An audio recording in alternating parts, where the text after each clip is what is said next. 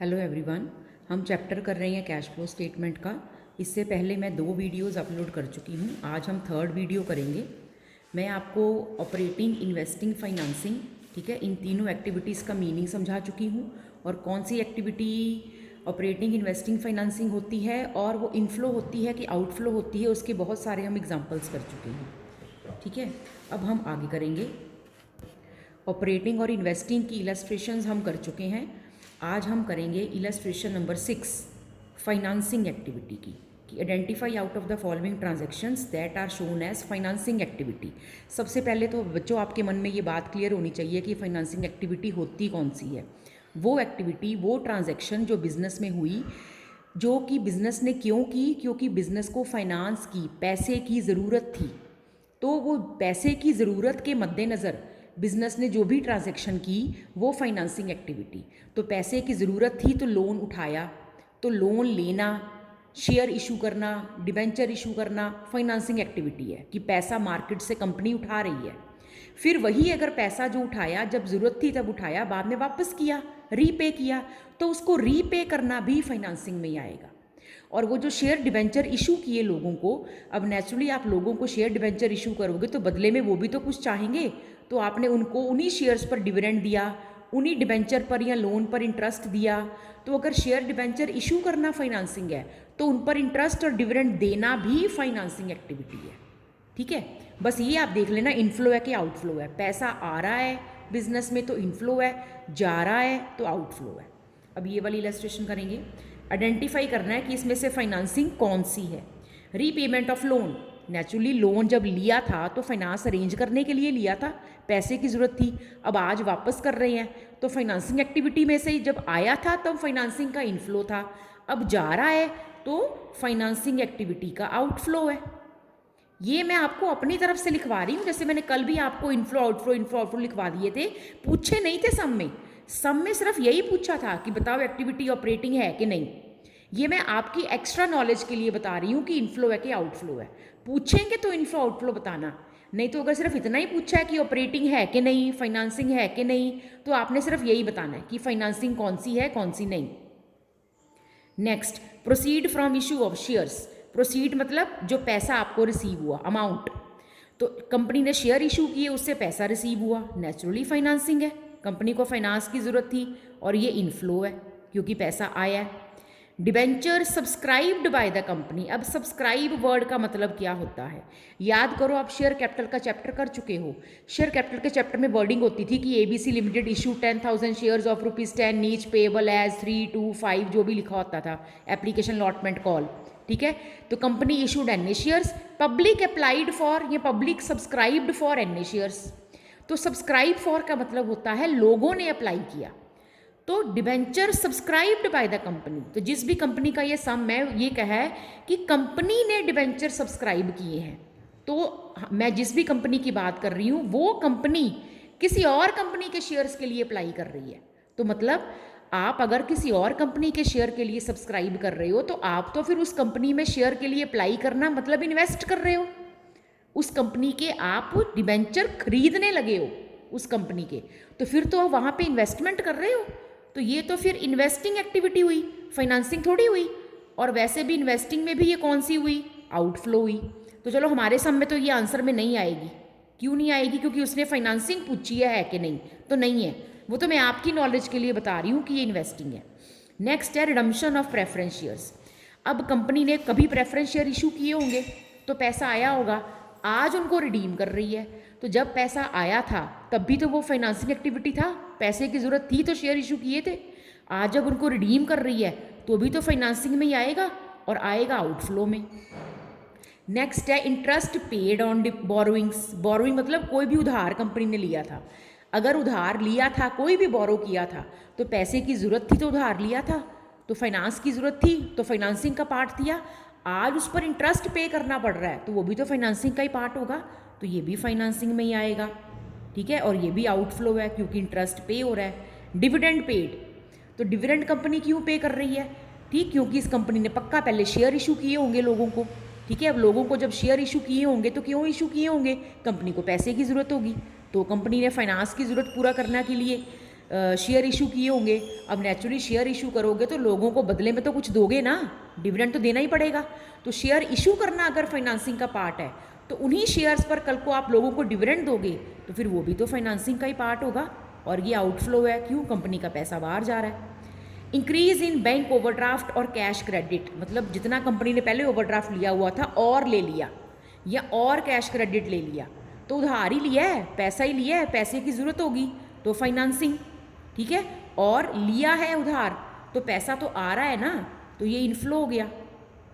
अब next, issue of bonus shares. अब एक बात मैंने पहले भी बताई थी, मैं फिर बता रही हूँ कि ये जो मैंने आपको एक्टिविटीज़ करवाई थी ना 3, ये ऑपरेटिंग, इन्वेस्टिंग, फाइनेंसिंग, कि सबसे पहले आपने ये देखना है कि वो एक्टिविटी कौन सी है, ऑपरेटिंग है, इन्वेस्टिंग है कि फाइनेंसिंग है, वो पता लग गया। उसके बाद देखना है कि वो इनफ्लो है कि आउटफ्लो है। एक मेरी बात अपने पल्ले बांध लो सारे, कि इस चैप्टर में जब हम कैश फ्लो स्टेटमेंट बनाएंगे, अभी तो हम बहुत छोटे छोटे सम्स कर रहे हैं, अभी तो हम बस ये पता कर रहे हैं कि एक्टिविटी ऑपरेटिंग है, इन्वेस्टिंग है कि फाइनेंसिंग है, बड़े सम तो अभी आने हैं। तो पहले आपको पहचान हो जाए बस, तो अभी छोटी छोटी इलस्ट्रेशंस हैं, तो अभी तो हम पहचान कर रहे हैं कि एक्टिविटी कौन सी है। तो कैश फ्लो स्टेटमेंट में उन्हीं ट्रांजैक्शंस को जगह मिलेगी, मेरी बात ध्यान से सुनना, मैं जो लाइन अभी बोलने लगी हूँ, कैश फ्लो स्टेटमेंट में उन्हीं ट्रांजैक्शंस को जगह मिलेगी, मतलब वही ट्रांजैक्शंस रिकॉर्ड की जाएंगी जो कि ध्यान से सुनना, कैश फ्लो स्टेटमेंट जो हम बनाएंगे इस चैप्टर में, इसमें वही ट्रांजैक्शंस रिकॉर्ड की जाएंगी जो कि जिनकी की जो ट्रांजैक्शन है, जिनका जो लेन देन है कैश में या बैंक में, या कैश और बैंक के अलावा भी कुछ चीज़ें होती हैं जो कैश इक्विवेलेंट के बराबर होती हैं। अभी मैं कैश इक्विवेलेंट का मीनिंग अभी आपको 2 मिनटों में समझा दूंगी। तो जो ट्रांजैक्शंस कैश में या चेक के थ्रू, बैंक के थ्रू, या कैश इक्विवेलेंट के बराबर भी कुछ चीज़ें होती हैं, उनके थ्रू हो रही हैं, वही ट्रांजैक्शंस कैश फ्लो स्टेटमेंट में आएंगी। अगर आपने कोई ट्रांजैक्शन उधार की है, चाहे वो ऑपरेटिंग है, मेरी लाइन ध्यान से सुनो, चाहे वो ऑपरेटिंग है, पर क्योंकि वो ट्रांजैक्शन कैश में नहीं हो रही, या बैंक के थ्रू नहीं हो रही, या कैश इक्विवेलेंट के थ्रू नहीं हो रही, वो कैश फ्लो स्टेटमेंट में नहीं आएगी। मैं फिर दोबारा बोल रही हूँ, ज़रूरी नहीं है कि कोई ट्रांजैक्शन ऑपरेटिंग है तो वो कैश फ्लो स्टेटमेंट की ऑपरेटिंग एक्टिविटी में आएगी ही आएगी, ये ज़रूरी नहीं है। चाहे वो ट्रांजैक्शन ऑपरेटिंग है, वो करंट ईयर के रूटीन ऑपरेशंस के साथ ताल्लुक़ रखती है, पर अगर उस ट्रांजैक्शन के बिजनेस में होने से कोई कैश का या कोई चेक का लेन देन या कैश इक्विवेलेंट का कोई लेन देन नहीं हुआ, मतलब लेन देन का मतलब बिजनेस में आना, कैश या बैंक का या कैश इक्विवेलेंट का, या बिजनेस से बाहर जाना, बाहर वाले से बिजनेस में आया कैश, या बिजनेस से बाहर वाले के पास गया। अगर कैश, बैंक या कैश इक्विवेलेंट का कोई लेन देन नहीं हुआ, वो घटा या बढ़ा नहीं। प्लीज़ मेरी लाइन ध्यान से सुनो, मैं क्या कह रही हूँ, मैं दोबारा बोलती हूँ कि ज़रूरी नहीं है कि हर ऑपरेटिंग एक्टिविटी, मैंने कहा ना ऑपरेटिंग एक्टिविटीज़, इन्वेस्टिंग, फाइनेंसिंग 3 तरह की होती हैं, पर एक शर्त है, वही एक्टिविटीज़ कैश फ्लो स्टेटमेंट में आएंगी जिनमें नो डाउट वो इन तीनों में से किसी एक में फॉल करती हो, पर एक दूसरी शर्त बहुत ज़रूरी है, उस ट्रांजैक्शन की वजह से बिजनेस में या तो कैश इनफ्लो हुआ हो या तो कैश आउटफ्लो हुआ हो। जैसे फॉर एग्जाम्पल, अब और ध्यान से सुनना, जैसे फॉर एग्जाम्पल डेप्रिसिएशन। क्या है डेप्रिसिएशन? ठीक है, सोचो क्या है डेप्रिसिएशन। आप जो फिक्स्ड एसेट्स यूज़ कर रहे हो, ठीक है, उन फिक्स्ड एसेट्स पर आप एंट्री पास करते हो, depreciation account debited to machinery. Suppose करो आपकी 1 लाख की मशीनरी थी, उस पर 10% आपने चार्ज की, तो 10,000 आपकी डेप्रिसिएशन है। डेप्रिसिएशन ऑपरेटिंग एक्सपेंस है, कौन कहता है ऑपरेटिंग नहीं है? आपके मशीन आप यूज़ कर रहे हो फैक्ट्री में, उस पर चार्ज हो रही है, आपका रूटीन एक्सपेंस है, ठीक है, बिजनेस में, तो डेप्रिसिएशन टू मशीनरी आपका रूटीन एक्सपेंस है, ऑपरेटिंग एक्सपेंस है। पर ध्यान से सुनो, पर ऑपरेटिंग एक्सपेंस है। जर्नल एंट्री सोचो, डेबिट या क्रेडिट में कैश आ रहा है, बैंक आ रहा है, कैश इक्विवेलेंट आ रहा है? नो, नहीं आ रहा। तो ऑपरेटिंग एंट्री होते हुए भी ये ऑपरेटिंग एक्टिविटी की कैटेगरी में नहीं आएगी। बात समझ आई? एक और एग्जांपल लो, एक लिया ना, लो एक और लो, एक और समझाती हूँ। Salary paid, salary to cash, cash आया ना, ऑपरेटिंग एक्टिविटी में आएगा, यस आएगा, ठीक है। लो तीजा एग्जांपल लो, salary to outstanding salary, salary थी इस साल की, पे नहीं की। सपोज साल की 12,000 सैलरी पे करते थे, 11,000 तो तुमने पे कर दी, 1,000 तुमने पे नहीं की, तो उसकी एंट्री क्या होगी? करंट ईयर का एक्सपेंस पे करो ना करो, debit all expenses and losses के रूल के हिसाब से डेबिट तो सारा ही होना है ना, करंट ईयर का एक्सपेंस है, डेबिट कर दिया, पर टू कैश तो नहीं हुआ, टू आउटस्टैंडिंग सैलरी है। अब कोई ये थोड़ी कहेगा कि सैलरी ऑपरेटिंग नहीं है तो ऑपरेटिंग ही ना, पर ऑपरेटिंग एक्टिविटी में कैश फ्लो स्टेटमेंट में नहीं आएगा। कोई वैसे आपसे पूछे कि सैलरी ऑपरेटिंग एक्सपेंस है तो हाँ जी है, क्यों नहीं है, पर कैश फ्लो स्टेटमेंट में जो 11,000 कंपनी ने कैश में पे की वो तो आ जाएगी, ठीक है। ये पेमेंट ऑफ ऑपरेटिंग एक्सपेंसेस में यहाँ पर देखो, मेरी पेंसिल कहाँ है, यहाँ पर आ जाएगी, पर ठीक है 11,000, 1,000 नहीं आएगी, क्यों? कैश नहीं ना गया, कैश का लेन देन थोड़ी हुआ, या बैंक का या कैश इक्विवेलेंट का। बस एक चीज याद रखो कि कैश फ्लो स्टेटमेंट में वही ट्रांजैक्शंस आएंगी जिनकी वजह से बिजनेस में कैश या कैश इक्विवेलेंट या तो बिजनेस से बाहर चला गया या बिजनेस में आ गया, समझ रहे हो, या बिजनेस में आ गया।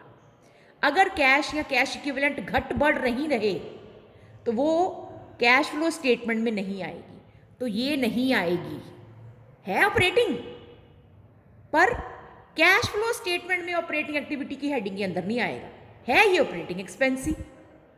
क्यों?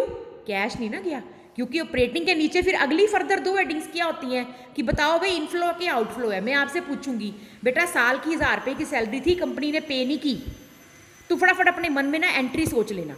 अच्छा, सैलरी टू आउटस्टैंडिंग सैलरी, मैंने पूछा बेटा साल की ना 1,000 रुपये की सैलरी थी, पे नहीं की कंपनी ने, बताओ कौन सी एक्टिविटी है? कहने को तो ऑपरेटिंग है। फिर मैं पूछूंगी बताओ बेटा इनफ्लो है कि आउटफ्लो है? आपने कहना मैडम नो फ्लो। क्यों नो फ्लो? क्यों मैडम, ना कैश आया ना गया, फिर काहे का फ्लो? तो कैश फ्लो स्टेटमेंट की ऑपरेटिंग एक्टिविटी के अंदर ये ऑपरेटिंग एक्टिविटी नहीं है, ये कैश फ्लो स्टेटमेंट की ऑपरेटिंग एक्टिविटी नहीं है, ये ऑपरेटिंग एक्सपेंस है। कुछ समझ रहे हो मेरी बात? ये बात बस ध्यान में रखना अपने। अब देखो जैसे यहाँ पर लास्ट पॉइंट है, इशू ऑफ बोनस शेयर्स। अब बोनस शेयर्स क्या होते हैं कि सपोज करो कंपनी को बहुत प्रॉफिट हुए तो कंपनी ने क्या किया, अपने प्रॉफिट्स को यूज करके अपने शेयर होल्डर्स को कुछ शेयर फ्री में दे दिए। सुन रहे हो ध्यान से? कंपनी ने क्या किया, कंपनी को प्रॉफिट उसके पास थे, बहुत पड़े रिजर्व्स पड़े थे, कंपनी ने उसमें से क्या किया, इस साल अपने शेयर होल्डर्स को कुछ शेयर कुछ प्रपोर्शन में फ्री दे दिए। इशू ऑफ शेयर्स तो हुआ, कंपनी ने शेयर तो इशू किए, पर जो आपने शेयर कैपिटल का चैप्टर किया था कि एंट्री होती है bank account debited to share application to share capital, फिर share allotment to capital, bank to allotment, application का पैसा आ रहा है, लॉटमेंट का आ रहा है, कॉल का आ रहा है, पैसा कितने आया? पैसा तो आया ही नहीं, कंपनी ने तो फ्री में दे दिए, तो इशू ऑफ शेयर तो हुआ। अब आपको मैडम इशू ऑफ शेयर तो फाइनेंसिंग होता है, उपउत्तर होता है फाइनेंसिंग, पर ये फाइनेंस अरेंज करने के लिए थोड़ी कंपनी कर रही है शेयर इशू, क्या समझे? शेयर तो इशू कर रही है, पर यहां पर कंपनी जो शेयर इशू कर रही है वो फ्री में इशू कर रही है।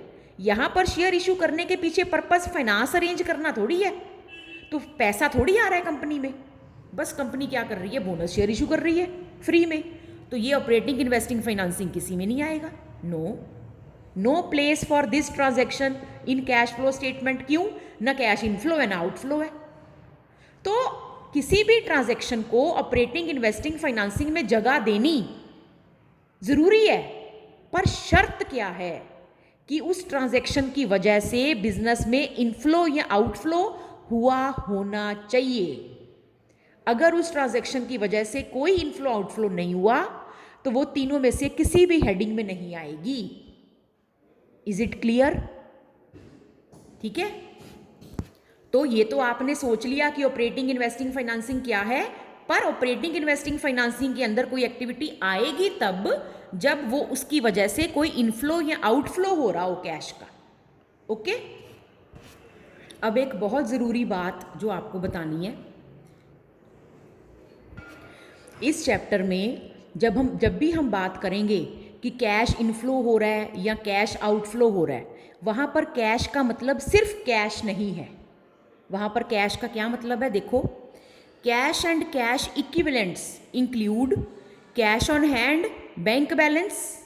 कैश का मतलब कैश तो है ही है, प्लस जो बैंक में हमारा बैलेंस पड़ा है, ठीक है, जो कि हम जब चाहें जाके निकाल लें। चाहे मैंने बैंक में एफडी कराई हुई है, जब मर्जी जाके एफडी को मैच्योर करा लो, आपका पैसा है, चाहे 5 साल की कराई है, पर अगर तुम्हें 4 साल बाद भी पैसे की जरूरत पड़ जाएगी, जब मर्जी जाके निकाल लो। तो कोई बैंक बैलेंस आपका पड़ा है, कोई डिमांड डिपॉजिट्स, कोई एफडी, फिक्स डिपॉजिट भी चाहे बैंक में पड़े हैं, वो भी आपके क्या हैं, कैश इक्विवेलेंट के ही बराबर है, वो कैश के बराबर ही है।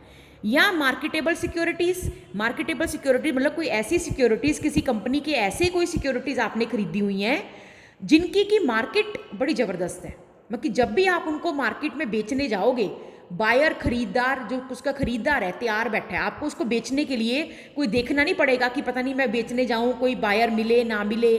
मार्केटेबल सिक्योरिटीज़ हैं, जब बेचने जाओगे वो अच्छे खासे दाम पर बिक जाएंगी। और करंट इन्वेस्टमेंट्स भी जब तक कहा ना जाए कि कैश इक्विवेलेंट का पार्ट नहीं है, अगर सम में गिवन है तो वो भी कैश इक्विवेलेंट का ही पार्ट होती हैं। अब इस पेज पर आओ, 5.4 पेज पर कैश और कैश इक्विवेलेंट का क्या मीनिंग है, देखो वो क्लियर किया हुआ है। जब भी मैं आपको क्या बता रही हूँ, जब भी हम बात करेंगे कैश की कि कैश इनफ्लो हो रहा है कि आउटफ्लो हो रहा है, तो वो कैश का आना मतलब चेक भी आया ना तो भी मतलब कैश ही आया, या किसी ने हमको पेमेंट कैश में की तो भी कैश इनफ्लो, चेक से की तो भी कैश इनफ्लो, या उसने हमें पेमेंट कोई करंट इन्वेस्टमेंट की फॉर्म में कर दी तो भी कैश इनफ्लो, मार्केटेबल सिक्योरिटी की फॉर्म में कर दी तो भी कैश इनफ्लो। बात समझे कि नहीं समझे?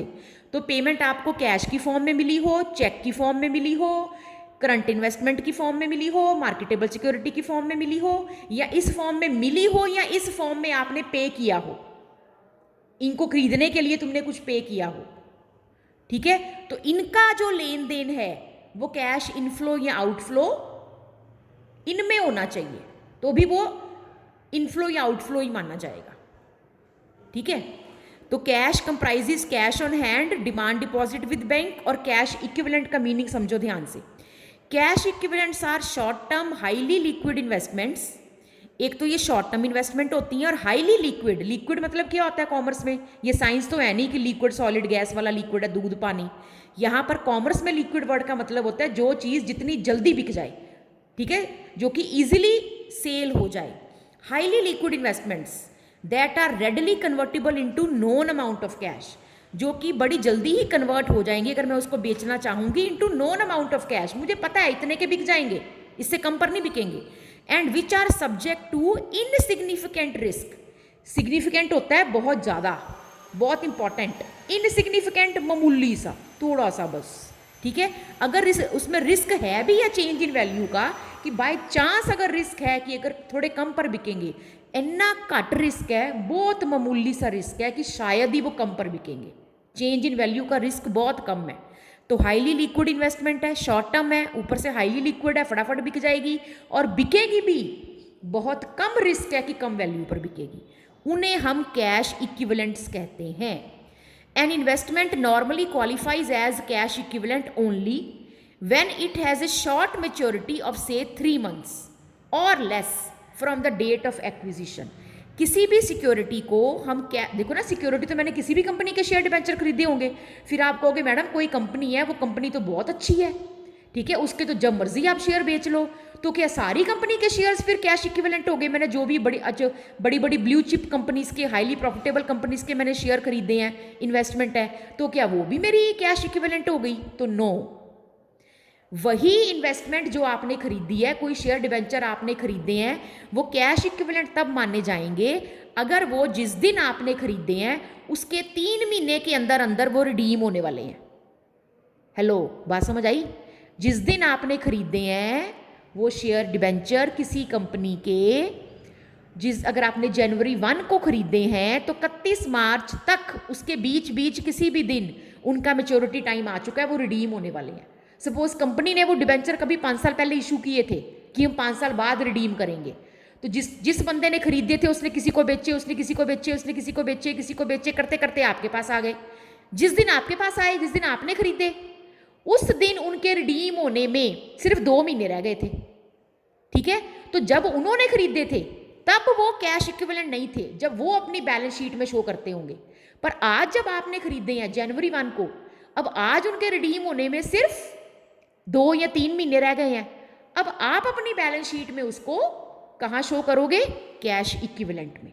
या अगर वो उस बंदे ने भी 5 साल पहले खरीदे थे तो इतने सालों तक वो उसकी लॉन्ग टर्म इन्वेस्टमेंट ही गिनी जाएगी, पर जब उसके रिडीम होने में 3 महीने रह जाएंगे तो वो कैश इक्विवेलेंट की कैटेगरी में आ जाएंगे कि अब उनके रिडीम होने में सिर्फ 3 महीने रह गए हैं, बशर्ते कि वो हाईली लिक्विड भी हो। ठीक है, तो करंट इन्वेस्टमेंट भी अगर कुछ नहीं बोला तो वो मार्केटेबल सिक्योरिटी मानी जाती है, तो वो भी कैश इक्विवेलेंट का पार्ट ही होता है। ठीक है, ट्रेजरी बिल्स सरकार इशू करती है, कमर्शियल पेपर ये आपने पक्का बिजनेस स्टडीज में कर लिए होंगे, ट्रेजरी बिल और कमर्शियल पेपर्स। ठीक है, नहीं किए तो सर आपको करवा देंगे, है ना, जो आपको बिजनेस स्टडीज करवाते हैं। तो प्रेफरेंस शेयर भी अगर आपने खरीदी और 3 महीने के अंदर रिडीम होने वाले हैं तो वो भी, पर उनमें risk of change in value भी नहीं होना चाहिए, हो तो बहुत कम हो, फिर वो कैश इक्विवेलेंट की कैटेगरी में गिने जाएंगे। तो देखो कैश एंड कैश इक्विवेलेंट में क्या क्या आता है? Cash in hand, cash at bank, कोई चेक या ड्राफ्ट है आपके पास, वो भी पता है कैश में कन्वर्ट हो जाने हैं, कोई शॉर्ट टर्म इन्वेस्टमेंट है, मार्केटेबल सिक्योरिटी है, कोई शॉर्ट टर्म डिपॉजिट्स है बैंक में आपके, कोई आपने छोटी छोटी एफडीज कराई हुई है शॉर्ट टर्म के लिए, शॉर्ट टर्म के लिए, लॉन्ग टर्म के लिए नहीं, शॉर्ट टर्म डिपॉजिट्स, वो सारे कैश एंड कैश इक्विवेलेंट्स हैं। ठीक है, तो ये है आपका कैश इक्विवेलेंट का मीनिंग। ठीक है, demand deposits with the bank, जो अब जब मर्जी चाहे निकलवा लो।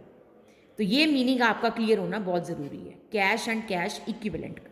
Thank you.